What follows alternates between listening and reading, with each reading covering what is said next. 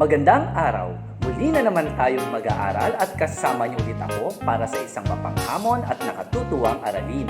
Ngayong araw ay hahangunin ko ang inyong kaalaman ukol sa palabaybayan o ang tinatawag na spelling sa Ingles.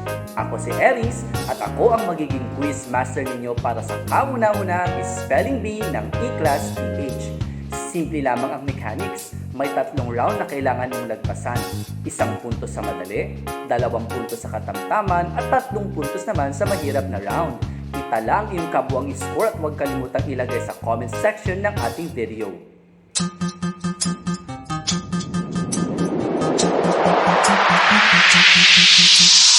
This is what we came here for.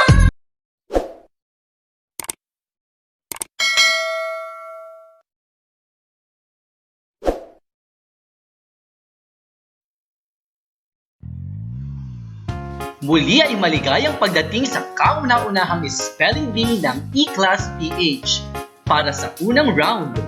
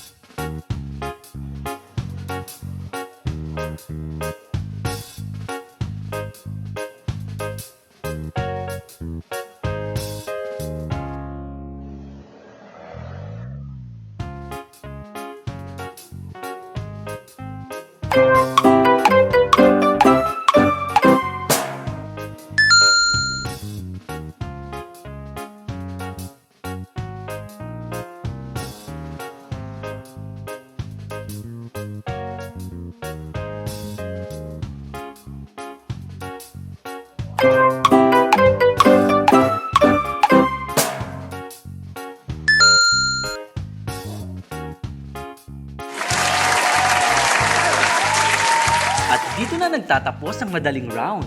Marahil pamilyar sa iyo ang ilang mga salitang ibinigay ko, kaya tiyak kong mataas ang nakuha mong puntos.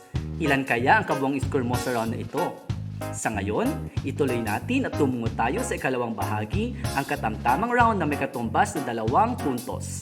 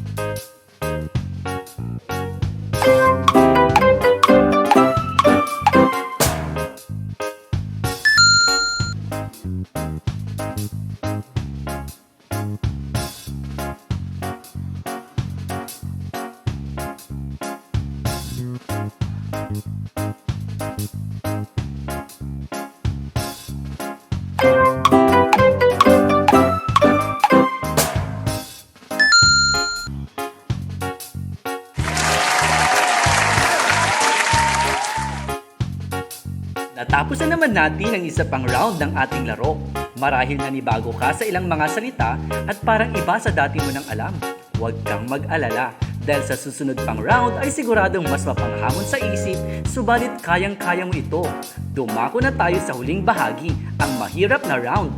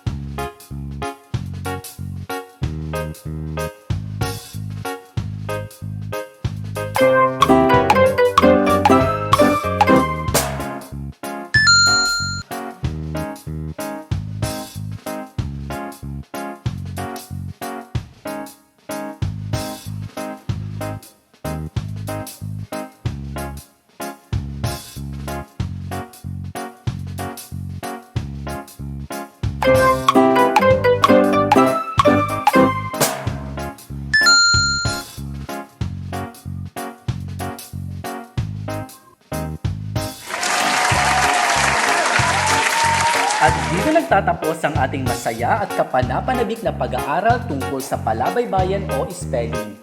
Binabati kita at napagtagumpayan mo ang 3 round ng aking pagsubok. Natitiyak ko ring mataas ang nakuha mong score. Huwag ka rin panghinaan ng loob kung mababa man ang iyong nakuha. Pagbutihin mo pang lalo sa susunod. Ang lalong mahalaga, itanim sa isip na natutukan ng mga bagong baybay ng mga salita na magagamit mo sa iba't ibang pagkakataon at sa pang-araw-araw na talastasan. Muli, ako si Eris na nagpapaalala sa iyo na laging mag-aral ng mabuti. Hanggang sa muli!